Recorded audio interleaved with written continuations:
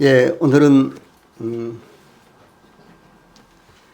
가정의 달을 맞이해서 이제 오늘은 특별히 또 어린이 주간 또 어버이 주간이거든요.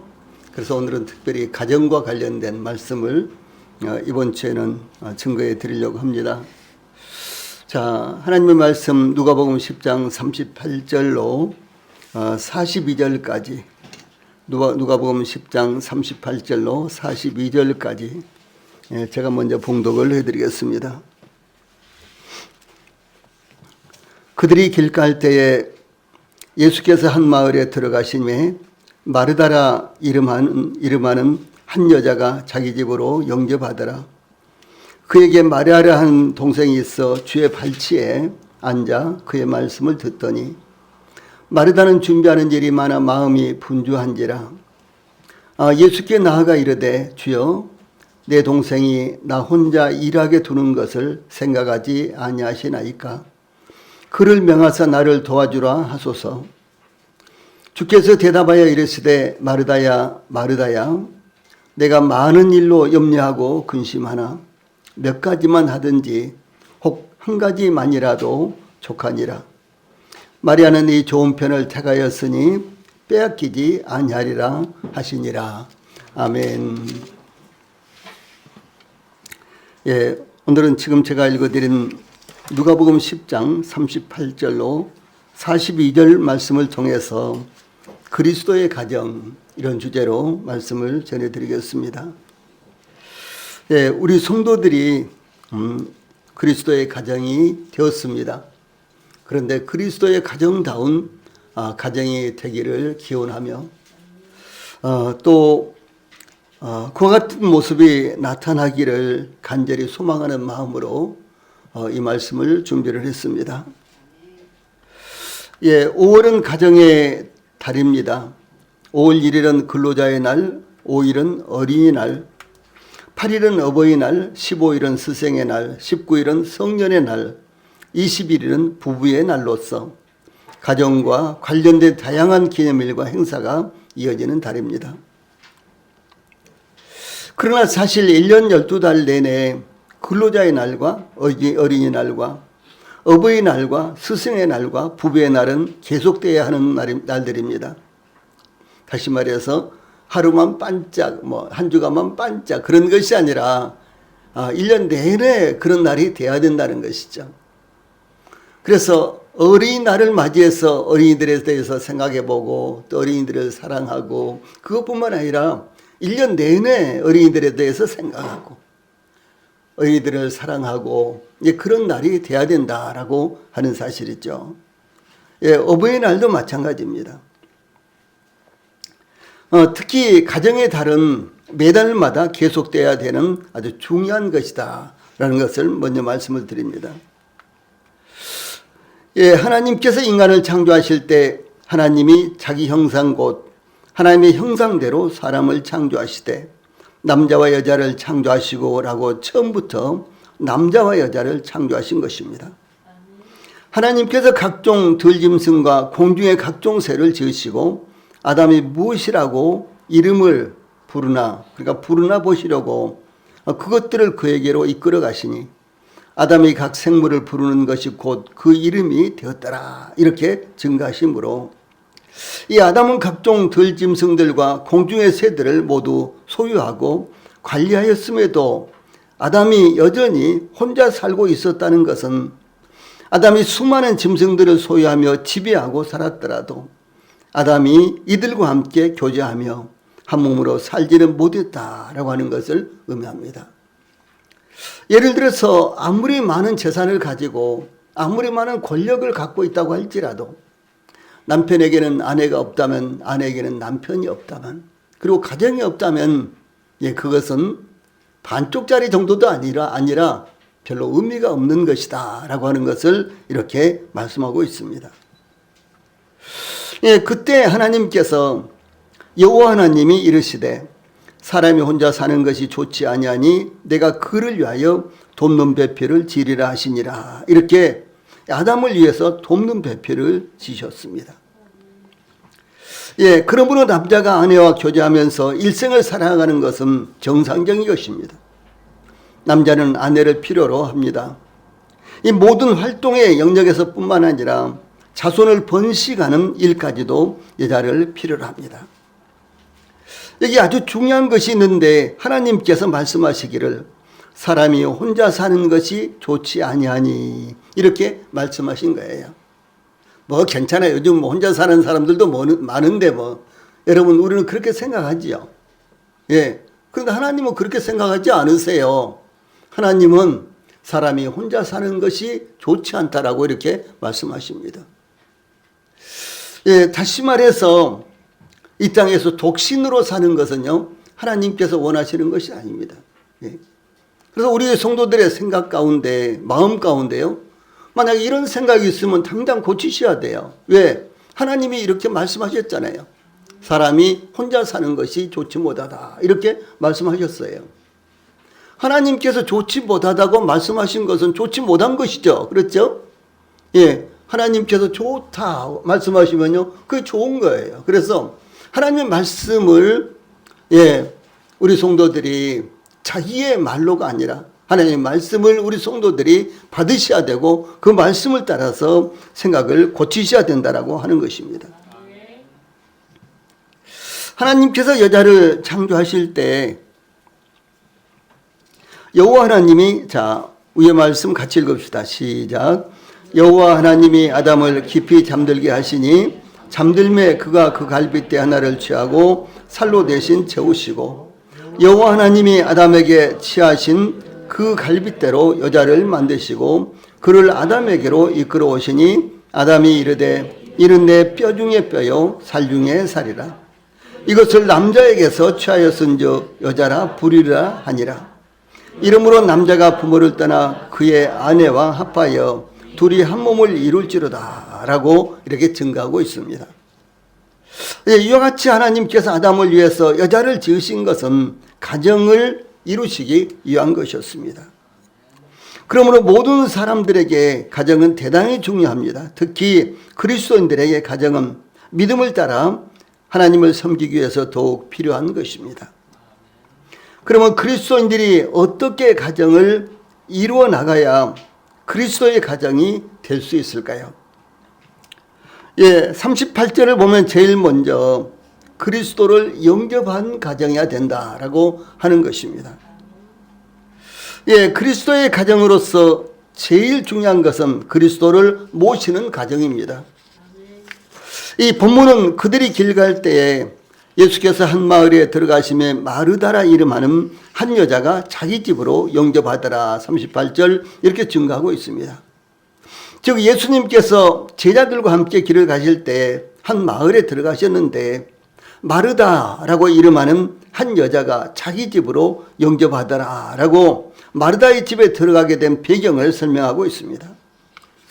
예수님께서 들어가신 마을은 베다니라는 동네인데 이 베다니는 예루살렘 동쪽에 있는 감람산의 동쪽 기슭에 위치한 마을로 이 예루살렘에서 약 2, 3km 정도 떨어진 곳에 있는 마을이었습니다. 예, 예수님께서 제자들과 함께 베다니라는 동네에 들어가시자 마르다가 자기 집으로 예수님과 그 일행을 영접하였는데 마르다의 자연스러운 영접과 이어지는 이야기에 나타난 것을 보면 예수님과 마르다의 가정이 초면이 아니었음을 알 수가 있습니다. 요한복음에는 예수께서 본래 마르다와 그 동생과 나사로를 사랑하시더니 마르다는 예수께서 오신다는 말을 듣고 곧 나가 맞이하되 마리아는 집에 앉았더라 라고 요한복음 11장 5절 20절에서 이렇게 증가하고 있습니다. 예, 또 뿐만 아니라 요한복음 12장 2절로 3절에 보면 거기서 예수를 위하여 잔치할세 마르다는 일을 하고 나사로는 예수와 함께 앉은 자 중에 있더라. 마리아는 지극히 비싼 향유 곧 순전한 나드 한 근을 가져다가 예수의 발에 붓고 자기 머리털로 그의 발을 씻으니 향유 냄새가 집에 가득하더라. 이렇게 말씀에 나타나는 것을 볼 때 예수님을 사랑하며 예수님을 위해서 집에서 음식을 대접하며 예수님께 헌신하는 가정이었다 진직부터 이와 같은 예를 계속해서 하므로 예수님과 이 마르다의 가정은 잘 아는 사이였고, 예수님이 그냥 불시에 들어가도 또 언제든지 마르다 이 가정에서 예수님을 환영하고 모시고 환영해도 이상스러울 것이 없는 이와 같은 가정이었다라고 하는 것입니다. 이것은 참 중요한 것입니다. 예수님께서 우리 안에 거하시면 우리가 그리스도인이듯이 이와 같이 예수님을 모신 가정은 그리스도의 가정입니다. 예수님을 가정에 모신다는 것은 예수님을 가정의 주인으로 모시는 것이며 가정을 통해서 예수님을 섬기는 것을 의미합니다. 또한 예수님이 가정의 주인이라는 것은 예수님께 가정을 소유할 수 있도록 이 소유권을 내어드리는 것이며 모든 결정권을 예수님께서 행사하실 수 있도록 내어드리는 것을 의미합니다. 그러므로 가정에서 소유하는 모든 것들은 예수님의 소유이며 가정에서 내려야 하는 모든 결정은 예수님께서 결정하시도록 일임하는 것입니다. 참 중요한 것이 이제 예수님께서 우리 안에 우리가 구원받으면요 예수님께서 우리 안에 들어오십니다. 영원히 계십니다. 그런데 그 예수님께서 신분적으로는 와 계시지만은 우리 안에서요 주인 노릇을 못하게 우리가 주인이 될 수가 있고, 예수님께서 우리 안에 계시지만 우리가 예수님께 아무것도 내어드리지 아니하므로 우리가 모든 결정을 하고 우리가 모든 것들을 소유할 수도 있다라고 하는 사실입니다. 예수님께서 어떤 가정에 들어갔다고 해서 어떤 가정이 예수님을 초대했다 그래서 우리는 성경에서 한 레인이 예수님을 초청하는 그런 장면을 볼 수가 있습니다. 그런데 그 레인은 예수님을 초청해 놓고요 손을 씻을 물도 주지 않고 발을 씻을 물도 주지 않았어요. 초청은 하고 음식은 대접했는데 전혀 환영하는 이와 같은 모습이 나타나지 않았습니다. 이것은 예수님께서 그 집에 한 번 방문한 것이지 예수님께서 그 집에 들어가서 거하시는 것은 아니었다라는 사실입니다. 이와 마찬가지로 예수님이 저희들 안에 신분적으로는 와 계시지만은 그러나 예수님 와 계시는데도 여전히 우리가 주인이고 여전히 예수님 우리 안에 와 계시는데 예수님 제쳐두고 몰라라 하고 우리 마음대로 우리가 결정하고 우리가 모든 소유권을 갖고 있다면 그것은 예수님을 저희들 마음 가운데 영접한 것이 아니다라고 하는 사실입니다. 이 참 중요한 것입니다. 특히 소유권이 예수님께 있다라고 하는 것은 우리가 가진 모든 것이 궁극적으로 하나님으로부터 온 것이며 하나님께 다시 드려야 한다는 믿음입니다. 이는 예수님을 통해 우리에게 생명을 주시고 구원해 주시고 이 세상을 살아가게 하신다는 것을 인정하는 것입니다. 또한 우리가 소유하고 있는 모든 것이 하나님으로부터 온 선물이라는 것을 인정하고 우리가 가진 것에 대해 하나님께 감사하며 하나님을 기쁘게 하는 삶을 살아야 한다는 것을 의미합니다. 그러므로 그리스도의 가정, 그리스도께서 함께 하시는 가정이 되시기 위해서 가장 중요한 것은 마르다처럼 예수님을 가정으로 영접해야 된다라고 하는 사실입니다. 또한 예수님께 모든 권한을 내어드려야 하는 것입니다. 예수님을 주인으로 영접하셨다고 하면서 모든 것을 우리 자신이 소유하고 있다는 것은 예수님을 단지 손님으로 여기고 있다는 것을 의미합니다. 그러므로 우리가 구원받기 위해서 예수님을 우리 마음에 영접하셨듯이 예수님을 가정에 영접하심으로 예수님이 주인이 되는 가정 또한 그리스도께서 함께 하시는 가정이 되시기 바랍니다. 우리 성도들의 가정에서는 예수님이 손님이십니까? 주인이십니까? 뿐만 아니라 우리 성도들 개인의 삶에 있어서 예수님은 저희들을 소유하시는 것입니까? 손님으로 계시는 것입니까? 두 번째 39절에서는 그리스도의 가정은 예수님의 말씀을 듣는 가정이다 라고 하는 사실입니다. 이 마르다의 영접을 받아서 예수님께서 마르다의 집으로 들어가시자 마르다에게 즉 39절에 그에게 마리아라 하는 동생이 있어 주의 발치에 앉아 그의 말씀을 듣더니 이런 말씀이 나오죠. 그래서 예수님께서 마르다의 집에 들어가셔서 하나님의 말씀을 증거하셨습니다. 예수님께서 마르다의 집에서 예배를 인도하셨습니다. 가정 예배가 드려지고 있는 장면이에요.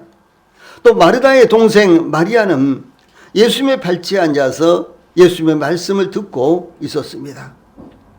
여기에 주의 발치에 앉아 그의 말씀을 듣더니 라는 말씀은 주의 발 아래 앉아 그의 말씀을 듣더니 개역 한글에는 그렇게 번역이 되어 있죠. 그래서 발치에 앉아 발 아래 앉아는 곁에 앉다로 제자가 스승의 발치에 앉아 교훈의 말씀을 듣는 자세를 묘사하는 말씀입니다. 이것은 마리아가 마치 학생이 스승에게 가르침을 받듯이 예수님의 말씀을 듣기 위해서 예수님의 발치에 앉아서 예수님의 말씀에 집중하고 있는 것을 의미하는 것입니다. 그래서 듣더니라는 이 단어는 미완료 능동태로 마리아는 다른 일에 전혀 관심을 두지 않고 오직 예수님의 말씀을 경청하고 있는 것을 의미합니다. 누구에게나 한 가지 일에만 집중할 수 없는 세계에 우리는 살고 있습니다. 얼마나 복잡합니까? 얼마나 많은 이야기들이 우리 귀에 들려옵니까? 누구에게나 한 가지 일에만 집중할 수 없는 세계에 우리가 살고 있는데 예배를 들으면서도 집안 걱정을 하며 다음날 출근해서 처리해야 할 회사 일을 생각하는 것입니다. 심지어 기도하면서도 기도에 다른 일들이 머리에 가득할 때도 있습니다. 예배를 드리지만 예배의 대상인 하나님과 예수님에 대한 묵상보다는 다른 생각에 빠져 있을 때가 더 많다라고 하는 사실입니다. 주일날 일주일에 한 번 주일날은 저희들이 함께 모여서 예배를 드리는 시간으로 우리가 하나님 앞에서 약속된 시간입니다. 그렇다면 이 주일날은 다른 약속들을 하지 않아야 되는 거예요. 주일날은 다른 약속을 하면은 자연스럽게 주일날 예배에 문제가 생기는 것입니다. 오전에 가서 예배 드리고 오후에는 어디 가서 약속. 이런 것도 이건 적절치 않습니다. 예. 서울에서 한 큰 교회, 아주 대형 교회인데 거기는 뭐 몇십만이 모인다고 합니다. 그런데 그 교회에는요, 주일날 그 교회 주변에는 상가들이 전부 다 문을 닫습니다. 예, 그래서 이렇게 큰 교회가 그곳으로 오니까 그 전철역 바로 앞에 이제 교회가 있는데 이제 그곳으로 오니까 아주 많은 상가들이 막 문을 열었어요. 예, 별별 상가들이 다 문을 열었습니다. 음식점도 수없이 많이 생겨났습니다. 그래서 그 목사님은요, 주일날 교인들이 예배드리고 그 다음에 점심은 그 앞에 어디 가게에서 먹고 이런 걸 허용을 안 하는. 그 목사님은 그것이 허용이 안 되는 거예요. 주일날 예배 들어왔으면 예배에 집중하고 주일날만은 하나님 앞에서 보내야지. 예, 예배 끝났다고 해서 다른 일들을 하는 것을요, 그 목사님은 마음에 허용이 안 되는 거예요. 그래서 이 교인들에게 단속을 했습니다. 주일날만은 교회 근처에서 밥을 먹지 말고, 주일날만은 교회 근처에 가서 쇼핑하지 말고, 주일만은 교회에서 예배하고 꼭 필요한 일이 있으면 전도하러 나가고 이렇게 하라 그러더라고요. 그래서 이제 많은 가게들이 저 그 교회에 직접 가봤어요. 네. 그리고 그 상황을 제가 직접 이야기를 들었습니다. 그런데 그 교회 이제 주변에 많은 상가들이 들어왔습니다. 그렇게 초대형 교회가 몇십만이 모이는 교회가 들어왔으니 이 장사하겠다는 사람들이 얼마나 많겠어요. 그리고 장사를 하기 위해서 상가의 그 주인들이 이제 교회로 나옵니다. 그리고 또 자기 이런 가게를 하고 있다고 또 선전을 해주기를 바라고요. 그런데 주일날 아예 교인들이 예배가 끝나도 그리고 집으로 돌아가기 전까지 밖에 나와서 음식을 먹는다든가 차를 마신다든가 아니면 쇼핑을 한다든가 이런 일이 다 없어져 버리니까요. 이런 일을 하지 않으니까 어떻게 되겠어요? 예, 주일날만은 가게들이 하나 둘씩 문을 닫기 시작해서요. 지금은 그 근처는 완전히 주일날은 문을 닫고 있다라고 이렇게 이야기를 들었습니다. 여러분, 우리 성도들도요, 예배에 집중하셔야 되는 거예요. 우리 구원받은 사람이잖아요. 그렇죠? 진짜 우리 구원받은 사람이잖아요. 일반 그냥 교회 다니는 사람들하고 우리는 차원이 달라요. 우리는 생명이 있습니다. 우리는 예수님께서 우리 안에 와 계십니다. 예. 그리고 주일날은 함께 모여서 예배를 드린다라고 하는 이와 같은 약속이 우리 사이에 있습니다. 그리고 하나님 앞에도 이런 약속을 하고 있습니다.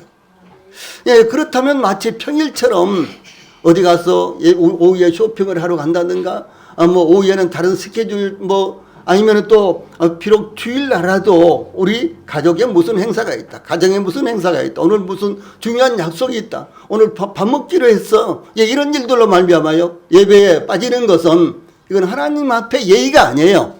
예. 교회 앞에도 합당치 못하지만 이건 하나님 앞에 예의가 아닙니다. 예. 예, 우리 성도님들 이런 부분에 대해서요 정말 마음을 쓰셔야 되는 것입니다.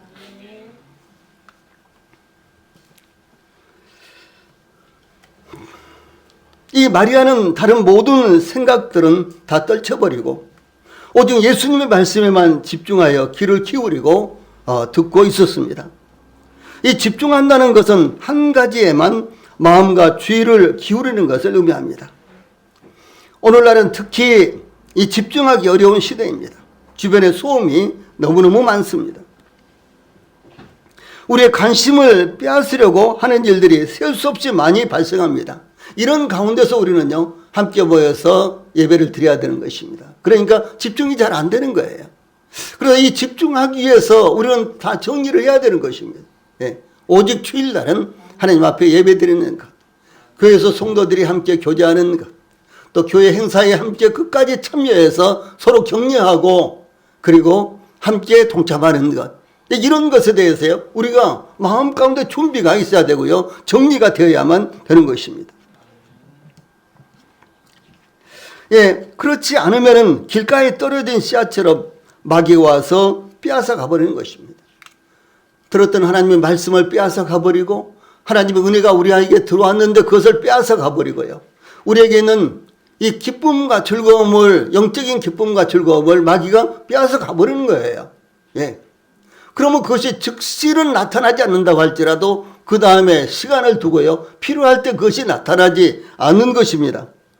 그래서 예수님께서 마태복음 13장 19절에서 아무나 천국 말씀을 듣고 깨닫지 못할 때는 악한 자가 와서 그 마음에 뿌려진 것을 빼앗나니 이는 곧 길가에 뿌려진 자요 라고 이렇게 말씀하셨습니다. 예, 길가에 뿌려진 씨앗은 틀림없이 새들이 와서 쪼아 먹어버립니다. 사람들이 밟고 다닙니다. 예, 그렇게 깊지 않기 때문에 이것이 뿌리가 박히지 못합니다. 예, 싹이 나오지 않는 거예요. 당연히 수확을 할 수 없습니다. 그래서 하나님의 말씀을 들어도 악한 자 곧 마귀가 그 마음에 뿌려진 것을 빼앗아 가버리는 것입니다. 그러므로 솔로몬은 잠언 4장 20절, 21절에 자, 아래에 있는 파란 박스에 있는 말씀 같이 읽어봅시다. 시작. 내 아들아 내 말에 주의하며 내가 말하는 것에 내 귀를 기울이라. 그것을 내 눈에서 떠나게 하지 말며 내 마음속에 지키라. 이렇게 교훈을 했습니다. 이 마리아를 가리켜서 발 아래 여인이라는 별칭으로 부르기도 합니다. 이런 마리아가 예수님의 발치에서 예수님의 말씀을 들었으며 죽은 오라비 나사로를 위해서 예수님의 발 아래에 엎드려서 간구하며 또 예수님의 발 아래에 엎드려 예수님께 향유를 부었기 때문입니다. 예수님께서 마리아에 대해서 마리아는 이 좋은 편을 택하였으니 빼앗기지 아니하리라 이렇게 말씀하셨습니다. 예, 마리아에 대해서 마리아는 이 좋은 편을 택하였으니 빼앗기지 아니하리라 이렇게 이 42절 오늘 본문의 이 마지막 절에서 예수님께서 이렇게 말씀하셨어요. 그래서 우리 성도들이 하나님 말씀에 집중하면 주일날 예배에 집중하면은 예, 이 좋은 편을 택한 것입니다. 그리고 그것을 결코 빼앗기지 않는다라고 예수님께서 이렇게 말씀하셨습니다. 그래서 우리 모든 성도들도 우리 성도들에게 찾아온 이 아름다운 기회를 빼앗기지 않으므로 그리스도의 가정을 이루시기를 바랍니다. 예, 세 번째로 40절로 42절에서는 예수님을 위해 준비하는 가정이 그리스도의 가정입니다. 마르다는 예수님을 집으로 초청하고 예수님께서 말씀을 전하시는 동안 예수님에게 대접해 드리기 위해서 분주하게 음식을 준비했습니다. 이 40절 전반부에 보면 마르다에 대해서 마르다는 준비하는 일이 많아 마음이 분주한지라 라는 말씀은 예수님께 음식을 대접하기 위해서 분주하게 준비하는 마르다의 모습이 나타나고 있습니다. 분주한지라, 이 단어는 사방에서 끌어당기다. 그러니까 막 이것도 저것도 할 것 있고 이것도 저것도 막 할 것이 많아가지고요, 뭐 정신이장 없는 그런 모습을 의미하는 것입니다.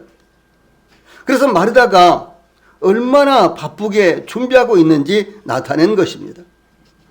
이 또한 마르다는 염려를 했습니다. 41절, 해야 할 일은 많았으며 일손은 부족하였으며 시간은 촉박하였기 때문이었습니다.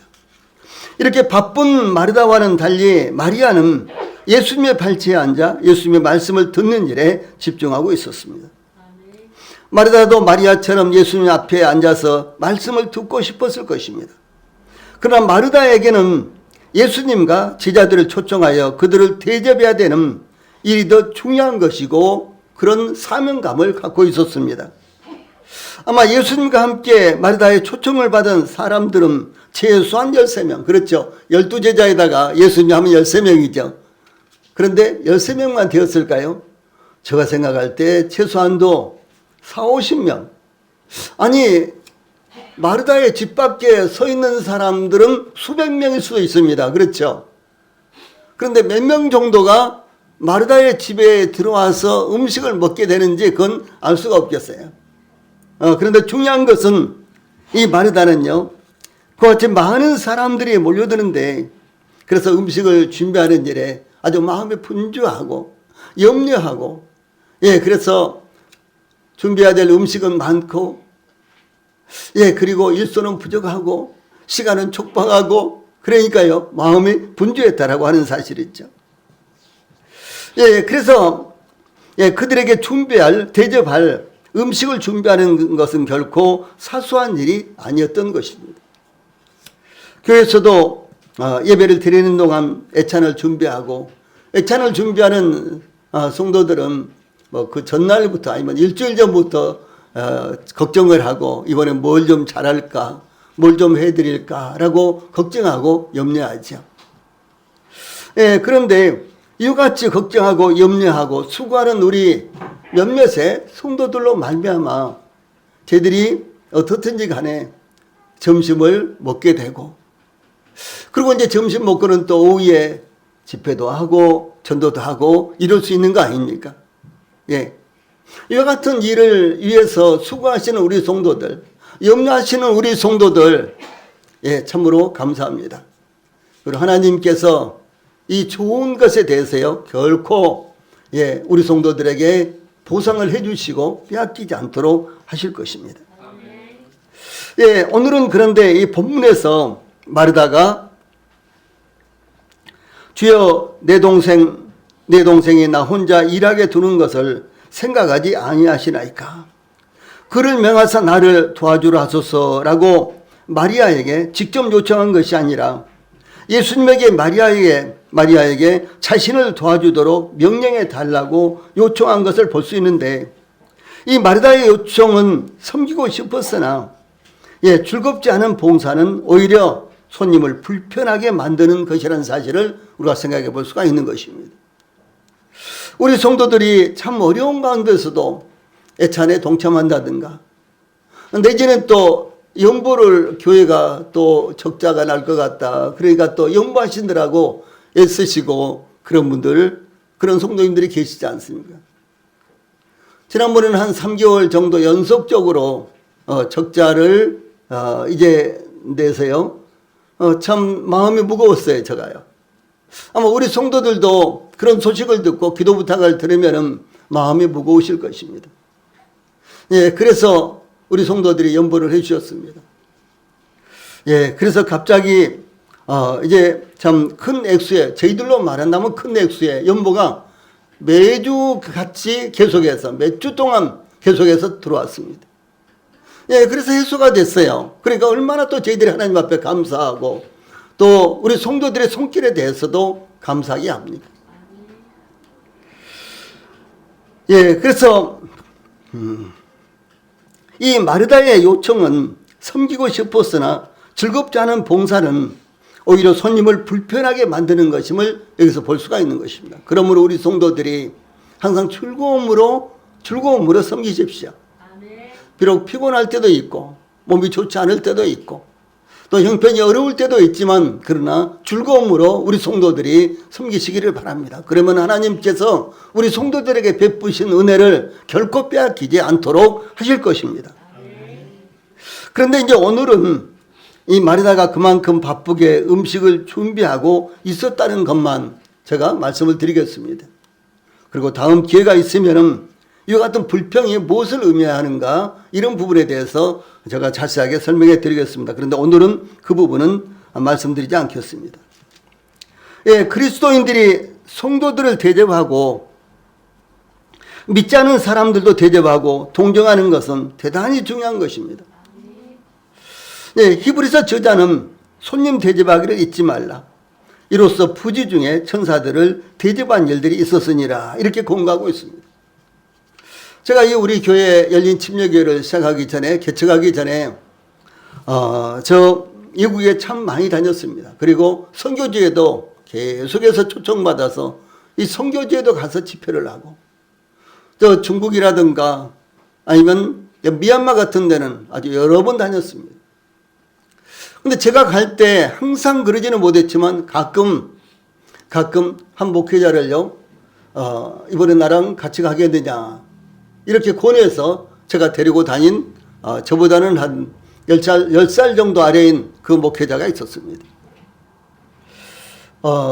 그런데 이제 그분이요 미얀마에 가서는 한번 자기 미얀마를 위해서 이 헌신을 하고 싶다 이런 이제 고백을 했어요. 그래서 이제 제가 그렇게 갑작스럽게 결정하지 말고 주님 앞에 많이 기도하고 주님께서 이끄는 대로 하세요. 이제 이렇게 했는데요. 이제 그 후에 이 목회자가요 하나님 앞에 감동을 받아서 계속해서 미얀마에 들어갔습니다. 그래서 지금도 선교를 계속하고 있어요. 그래서 유치원을 5개인가를 지었고요. 그 다음에 교회도 5개인가 6개인가를 지었습니다. 그리고 이번에도 이제 이 델리라는 지역에 엄청난 그 지진으로 말미암아 아주 폐허가 되다시피 했잖아요. 예, 그곳에서 지금 이제 한 이틀 전에도 무상으로 곡식을 나눠드리고 옷가지를 나눠드리고 생필품을 나눠드리는 그와 같은 이제 행사를 했는데 그 사진을 찍어서 저한테 보냈습니다. 이제 본인은 이제 비즈니스 비자로 이번에 5월 13일 날 들어갈 거로 하고 이제 거기에 이미 이제 선교회를 이제 그 PBL이라는 선교회를 만들어 가지고 그래서 그 선교회를 통해서 이쪽에서 지원을 하면 거기에 있는 담당자들이 이제 미얀마에 복음을 전하면서 또 어려운 분들 그리고 교회에 나오거나 나오지 않거나요 이런 어려운 분들을 이제 집중적으로 계속해서 지원하는 이와 같은 일을 하고 있습니다. 참 얼마나 아름답고 귀한 일입니까? 네. 이번에도 이와 같은 일을 하기 위해서 약 3억 원 정도가 필요하다고 저한테 메시지를 보냈습니다. 근데 저는 뭐 10만 원도 지금 보낼 만한 형편이 그 일을 위해서는 10만 원도 보낼 만한 형편이 못 됩니다. 그런데 나는 계속해서 기도해 주겠다라고 이렇게만 이제 메시지를 보내고 또 통화를 했는데 참 귀한 일을 하고 있습니다. 이와 같이 복음을 위해서 헌신하는 것, 그건 하나님께서 결코 그 헌신을요, 그 수고를 잊지 않는다라고 하는 것입니다. 그래서 히브리서 저자가 손님 대접하기를 잊지 말라. 이로써 부지 중에 천사들을 대접한 이들이 있었는지라 이렇게 공부하고 이 사도 바울도 성도들의 쓸 것을 공급하며 손 대접하기를 힘쓰라 이렇게 공부하고 있습니다. 참 아름답고 귀한 것입니다. 그래서 교회에서 이와 같이 점심을 대접하는 것 또 뿐만 아니라 우리 성도들이 개인적으로 혹은 뭐 간접적으로 직접적으로 또 믿지 않은 사람들이라든가 또 성도들을 대접하고 도와주는 것 이와 같은 것들은 하나님께서 결코 잊지 아니하신다라는 사실을요 우리 성도들이 기억하시기 바랍니다.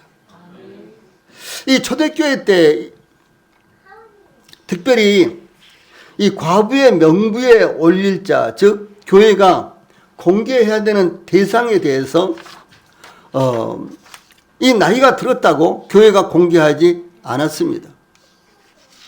우리는 사도행전 6장에서 히브리파 과부들과 그 다음에 헬라파 과부들을 공개하는 일 때문에 교회 안에서 부작용이 일어난 것을 볼 수가 있죠. 그래서 이 사도들이 12명인데 사도들이 그 일을 다 할 수가 없으니까 그 일만 전문으로 할 수 있도록 7명의 집사들을 세워서 그 일에 집중하게 하는 이와 같은 모습이 사도행전 6장에 나옵니다. 네, 그런데 이 디모데전서 5장 10절에서는요, 그런데 이 공개하는 일, 그것은 아무나 공개를 하는 거. 이제 필요한 이와 같은 물질을 공급해 주는 것이 아니고요. 일정 기준이 있었습니다. 그 기준에 들어가야지만 초대교회 때도 그 기준에 들어가야지만 교회에서 지원을 해줬다라고 하는 사실입니다. 그 말씀이 여기에 나옵니다. 자, 우리 위에 있는 말씀 선한 행실에 거기서부터 함께 읽어봅시다. 시작. 선한 행실에 증거가 있어 혹은 자녀를 양육하며 혹은 나그네를 대접하며 혹은 성도들의 발을 씻기며 혹은 환난당한 자들을 구제하며 혹은 모든 선한 일을 쫓은 자라야 할 것이요. 이렇게 이제 구제를 받을 수 있는 이제 60세 이상 된 과부의 자격을 여기서 설명할 때요. 나그네를 대접하며 성도들의 발을 씻기며 환난당한 자들을 구제하며 이 부분은요. 이 부분은 이제 교회 안에 혹은 또 여기에 나그네는요. 대체적으로 전도자들을 의미합니다. 이제 이 마을 저 마을 이곳 저곳 다니면서 복음을 전한 전도자들을 의미하는데 이런 분들에 대해서 어떻게 그들을 대접하고 그들을 위해서 헌신했느냐라고 하는 것을 기준으로 삼는다라고 하는 사실입니다. 그래서 그만큼 이 초대교회 당시에 손님을 대접하는 것, 교회 안에서 이제 음식으로 혹은 물질로 혹은 옷가지로 이렇게 이제 봉사하고 헌신하는 건 굉장히 중요하게 여겼습니다. 지금은 참 옷이 많잖아요. 그렇죠? 옷이 너무 많아서 이제 헌옷들을 처리하는 그런 업체에서 이야기가요. 새 옷도 무지기수로 나온답니다. 이 새 옷을 사다 놨다가 마음에 안 들어서 그냥 버리고 그 다음에 철이 지났다고 그냥 버리고 이제 그런 일들이 부지기수로 일어난다는 사실이에요. 그런데 이 초대교회 당시에 예수님은 그 당시에요. 옷이 얼마나 귀했을까요? 예. 지금으로부터 30년 전에 제가 캄보디아를 갔는데요. 캄보디아 집이 이렇게 밑에 말뚝이 이렇게 올라오고 지면에 붙어있는 집이 아니라 지면에서 한 1m 정도 올라가서 집이 원두막처럼 지어진 집이 있잖아요. 예, 그런데 한 4평 정도 될까? 이런 이제 딱 그 방 한 칸인데 그 방 한 칸에요. 이 바닥이 모신 거는 바닥이 이 대나무로 이렇게 얽혀 가지고 바닥을 했어요. 대나무로 얽힌 바닥이니까 어떻게 되겠어요? 걸어 다니면 막 삐끗삐끗 소리가 나고 누워 있다가도 돌아 놓으면 틀림없이 삐그덕삐그덕 소리 나고 그럴 겁니다. 근데 그 집에서 부모님하고 신혼 부부하고 그 다음에 그 동생들 4명하고 그 몇 명이야? 모두 8명이 그 방에 그 온두막에서 산대요. 말이 안 나오도 우리 문화로서는 말이 안 나왔습니다. 그렇죠? 그런데 거기에 무슨 식사 도구가 있다든가 뭐 이런 것도 거의 없고요. 그 다음에 이 구석에 이 못을 박아가지고 옷을 걸어놨는데 옷이 한 서너 가지만 걸려졌어요. 그럼 그 8 식구가 여벌의 옷이 없다는 거예요. 갈아입을 옷이. 그렇죠? 그렇게 사는 거예요. 지금 30년 전 이야기입니다. 캄보디아예요. 그런데 예수님 당시 2000년 전 예수님 당시에 그 이스라엘의 옷은 어땠을까요? 옷. 제가 참 흥미있는 이야기를 아주 흥미있다고 생각을 했는데요. 미얀마에 가니까 캄보디아에서도 그런 일이 있었는데 미얀마에 옷들이요. 남자 여자의 이 하의가 똑같습니다. 어떤 옷인 거는 보자기예요. 보자기. 예. 보자기 하나인데 이렇게 해서 탁 집어넣는 거. 이렇게 해가지고 탁 집어넣는 거예요. 이 남자도 그런 걸 입고 다니고 여자도 그런 걸 입고 다녀요. 근데 남자는 남자 여자든지 그거 하나면은 그냥 옷이 해결되는 거예요. 뭐 위에는 티셔츠를 입든지 브라우스를 입든지 간에 그걸 해결되는 거예요. 예. 그러니까 그런 식으로 예, 옷을 입고 다니더라고요. 예, 그러니까 입을 옷이 없는 거예요. 예. 근데 예수님 당시에는 옷이 어땠을까요? 이건 봄에 입는 옷이고, 이건 가을에 입는 옷이고, 이건 추울 때 입는 옷이고, 이것은 또 비 오면 입는 옷이고, 뭐 이런 옷들이 있었을까요? 그렇지 않다는 것이 사실이죠. 예, 그래서 초대교회 때는 이와 같이요. 예, 나그네를 대접하고, 그리고 성도들의 발을 씻겨주고, 또 환난당한 자들을 구제하고, 예, 이들에게 음식물과 옷가지를 공급해주고, 그래서 사도행전 보면 옷을 만들어서 이렇게 사도들에게 공급해주고 성도들에게 공급해주는 그와 같은 모습이 나타나잖아요. 예. 그래서 이런 경력이, 이런 경험을 갖고 있는 사람이 60세가 이상 됐을 때 이제 손발을 쓸 수 없는 상황이 됐을 때 교회에서 책임을 지고 공개를 해라. 이런 말씀입니다.